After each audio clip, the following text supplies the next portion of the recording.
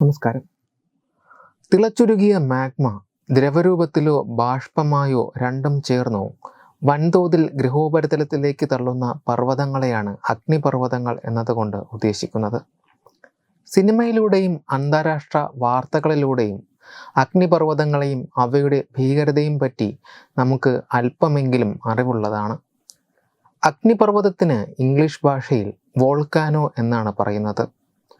Greek പുരാണത്തിലെ അഗ്നിദേവനായ വോൾക്കൻ്റെ പേരിൽ അറിയപ്പെടുന്ന ഇറ്റലിയിലെ സിസിലിക്കടുത്തുള്ള വോൾക്കാനിക് ദ്വീപിൽ നിന്നുമാണ് അഗ്നിപർവ്വതങ്ങൾക്ക് വോൾക്കാനോ എന്ന് പേര് വന്നത് എന്ന് കരുതപ്പെടുന്നു.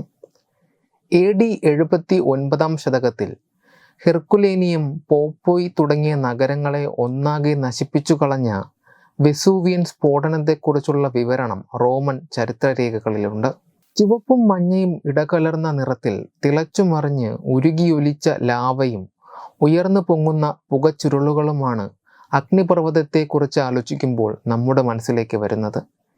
എന്നാൽ വ്യത്യസ്തവും അത്യാകർഷകവുമായ ഒരു അഗ്നിപർവ്വതം നമ്മുടെ ഭൂമിയിലുണ്ട്.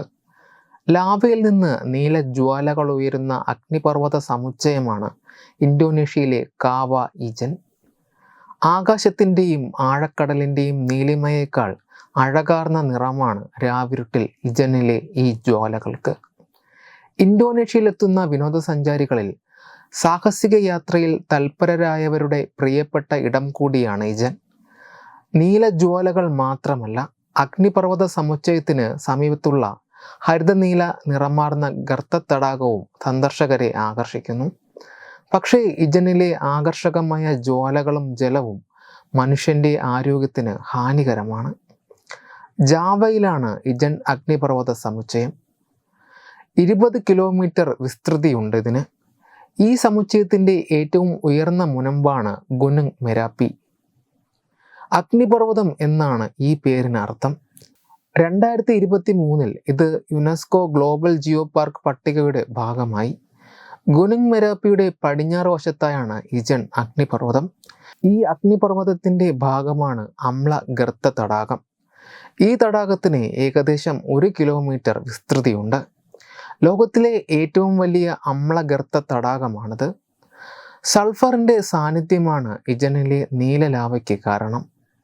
സൾഫറിൻ്റെ വൻ ശേഖരമാണ് ഈ പ്രദേശത്തുള്ളത്. അഗ്നിപർവ്വത വിസ്ഫോടനം മൂലമുണ്ടായ ഭൂവൽക്ക വിടവിലൂടെയാണ് ലാവ പുറത്തേക്ക് വമിക്കുന്നത്. ഉരുകിയൊലിക്കുന്ന ലാവയിൽ നിന്നുമുണ്ടാകുന്ന പുകയ്ക്കും നീല നിറമാണ്. സൾഫ്യൂറിക് വാതകം കത്തുന്നതാണ് നീല ജ്വാലകൾ ഉണ്ടാക്കുന്നത്. 600 ഡിഗ്രി സെൽഷ്യസ് വരെ ഊഷ്മാവിലാണ് ലാവ ഉരുകുന്നത്.